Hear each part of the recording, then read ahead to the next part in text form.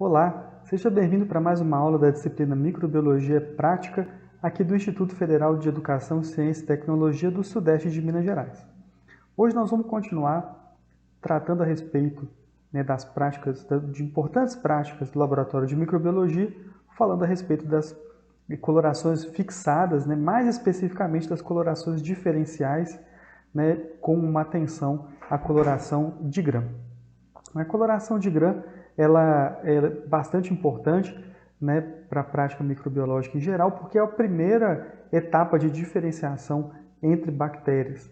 Então, ela é um mecanismo inicial no processo de identificação e nos ajuda a entender a natureza das bactérias que nós estamos trabalhando.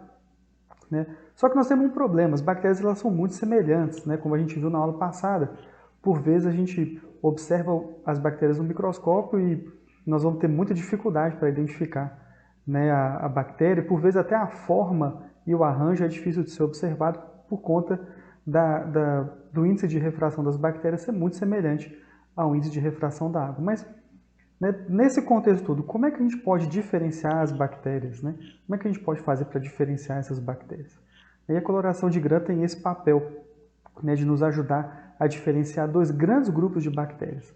As que possuem parede celular do tipo Gram positiva e as que possuem parede celular do tipo Gram negativa. Então, a estrutura da parede bacteriana é que vai nos auxiliar nesse processo da coloração de Gram. Mas vamos relembrar um pouco da estrutura dessa parede bacteriana. Se a gente lembrar das aulas de microbiologia teórica, nós vamos lembrar que existem dois tipos de estrutura de parede celular bacteriana, que são as paredes Gram positiva e Gram negativa, justamente daí que sai o nome Gram positiva e Gram negativa, porque é a resposta dessas bactérias à coloração de Gram.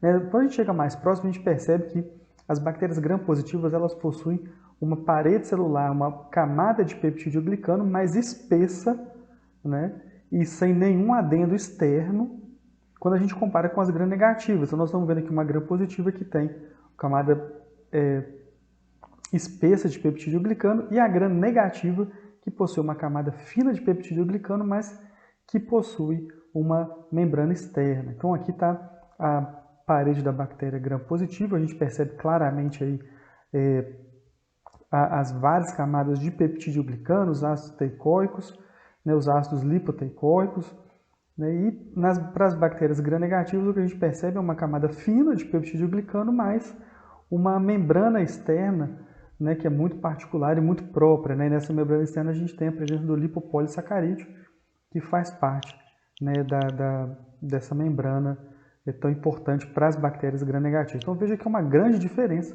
e essa diferença pode ser detectada por meio de um procedimento de coloração simples. Então o objetivo da nossa aula hoje é justamente diferenciar bactérias Gram positivas de bactérias Gram negativas. E como é que nós vamos trabalhar isso? Para isso, nós vamos precisar dos seguintes materiais. Nós vamos precisar de uma solução de cristal violeta, uma solução de iodo, álcool, solução de safranina ou de fucsina. Vamos precisar de água para fazer as lavagens, de culturas bacterianas para a gente analisar, de bandeja de suporte para as lâminas, de microscópio, lâmina, lamínula e pipeta Pasteur. Além disso, nós vamos precisar do bico de Bunsen também, porque o primeiro passo desse processo é fazer o que a gente chama de esfregaço. Numa lâmina de microscopia, que nós já vimos na aula passada, nós vamos espalhar uma camada bem fina de bactérias. E essa camada bem fina de bactérias, logo depois que a gente efetuar o espalhamento dessa camada, de modo que essa camada não fique tão translúcida, mas também que não fique muito espessa, para que a gente consiga observar ao microscópio. Então, a gente vai primeiramente utilizar a alça de repicagem para espalhar a cultura bacteriana na lâmina de microscopia, espera secar. Logo em seguida, a gente procede à fixação das células na chama, mas para isso a gente passa rapidamente a lâmina 2 ou 3 vezes na chama do bico de Bunsen, mas de forma bem rápida mesmo, 2, 3 vezes assim, já está fixado, não precisamos mais preocupar. Se a gente prolongar esse processo de fixação na chama, a gente vai acabar danificando as células bacterianas, o que não é o nosso interesse de forma alguma. Então, logo depois, com o esfregaço feito, a gente passa para o procedimento de coloração. E esse procedimento de coloração, ele envolve uma sucessão de aplicação de corantes, né, que vão ser mantidos ou retirados de acordo com a característica da parede celular bacteriana. Então vamos seguir esse passo a passo? Bom, a primeira coisa é o cristal violeta, né? Nós vamos aplicar no esfregaço bacteriano algumas gotas, cobrir completamente com cristal violeta, né? Esperar alguns segundos, lavar. Né? Com isso, o cristal violeta vai ficar aderido nas bactérias gram-positivas, né? No peptidoglicano nas bactérias gram-positivas e na fina camada de peptidoglicano das bactérias gram-negativas. Logo depois a gente faz uma lavagem para retirar o excesso de cristal violeta e procedemos à aplicação de uma solução de iodo para cobrir todo o material. O iodo ele funciona como mordente e ele fixa o corante à parede celular e com isso esse corante fica muito bem aderido à parede celular gram-positiva. A parede celular gram-negativa é tão fina que não permite que essa fixação seja tão efetiva quanto essa fixação é efetiva em bactérias gram-positivas. Tanto que o próximo passo é a aplicação de álcool. E quando a gente aplica o álcool, os cristais das bactérias gram-positivas continuam aderidos à parede, justamente porque a camada de peptidoglicano é muito espessa. Já para as bactérias gram-negativas, né, a membrana extracelular ela é rompida, né, ela é danificada, e isso permite que, como a camada é muito fina, isso permite que os corantes, né, cristal violeta, sejam retirados dessa camada de peptidoglicano. Por fim, né, o que nós vamos observar é a aplicação do último corante, que é o chamado contracorante, que pode ser a safranina ou a fucsina, um corante róseo, e esse corante ele vai, né, destacar as células gram-negativas. Já para as células gram-positivas, a coloração do cristal violeta é tão forte que ela não vai nem ser detectada ao microscópio.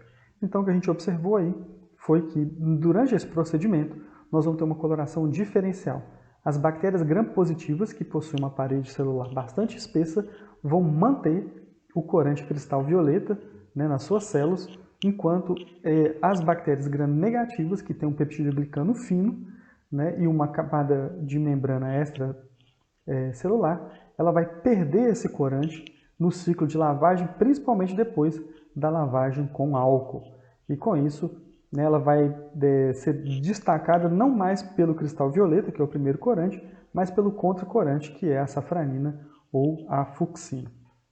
Então, como resultados, né, e conclusões, a gente, né, percebe ao final desse experimento que o procedimento permite claramente a diferenciação de bactérias gram-positivas e gram-negativas. As gram-positivas elas vão apresentar coloração púrpura, né, porque elas vão reter o cristal violeta. As gram-negativas elas vão apresentar coloração rósea, porque elas vão perder o cristal violeta e vão exibir a coloração do contracorante. Né? Ao microscópio, né, depois que a gente fizer o procedimento de coloração, nós vamos observar o microscópio, né, e se nós tivermos uma cultura mista de bactérias gram-positivas e gram-negativas, nós vamos observar algo desse tipo, com células muito violetas, muito escuras e células róseas, né? Isso se a nossa cultura for uma cultura mista, né? Mas a gente pode, certamente, né, a gente pode fazer também a avaliação de culturas puras. E quando a gente observa culturas puras, né, a gente tem uma clareza maior da coloração de bactérias gram-positivas e gram-negativas. É importante destacar que esse procedimento ele é um procedimento que ele não só permite que a gente observe a coloração de gram dessa bactéria, mas também ela permite que nós observemos a forma e o arranjo das células, né? Então, quando a gente observa, por exemplo, essa imagem, a gente percebe claramente as bactérias gram-positivas com uma coloração roxa, com uma coloração púrpura muito vibrante, né? Isso porque esse corante ficou retido na espessa camada de peptidoglicano, na parede celular, e a célula gram-negativa ela ficou com uma coloração mais rósea, justamente porque a gente tem uma camada de peptidoglicano fina e uma membrana extracelular também que foi danificada e foi removida pelo etanol, então pelo álcool que a gente passou. Então essa é a grande diferença quando a gente observar o microscópio, porque a gente tem que observar isso. Bactérias gram-positivas vão permanecer com a coloração violeta e bactérias gram-negativas vão ficar com a coloração mais rósea. Então, esse seria o resultado das observações. Essa coloração de Gram é muito importante porque ela é o primeiro passo para a identificação de vários organismos, mas ela é importante não só para a identificação, mas muitas vezes apenas com essa coloração é possível definir o tipo de antibiótico que vai funcionar para um tipo de infecção ou outro, né? Então a gente consegue com esse procedimento saber se o antibiótico vai ser efetivo ou não para muitos casos. Você pode até mesmo, né, consultar a bula de diferentes antibióticos e eles vão falar, a primeira coisa que eles vão dizer é efetivo contra bactérias gram-positivas ou efetivo contra bactérias gram-negativas, e isso vai ser uma informação de muita importância, né, para aquilo que a gente vai trabalhar. Também é importante, né, no ponto de vista ambiental, do ponto de vista agronômico, porque muitas bactérias que a gente trabalha, a gente já pode saber se elas são gram-positivas ou gram-negativas e com isso ter claramente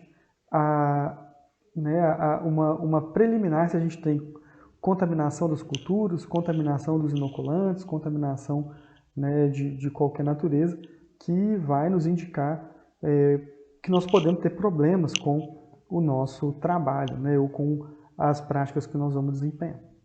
Bom, esse foi um caso de coloração diferencial muito importante, muito significativa, realizada com uma frequência muito grande nos laboratórios de microbiologia, né, mas a gente queria aproveitar também para falar um pouco de outros tipos de coloração diferencial, né, que existem e que são também utilizados, mas, né, lembrando sempre que o primeiro passo para a gente é a coloração de Gram. Né, outros exemplos de coloração diferencial que a gente pode destacar são as colorações ácido rápido, né, que permite, por exemplo, a identificação de bactérias relacionadas à tuberculose.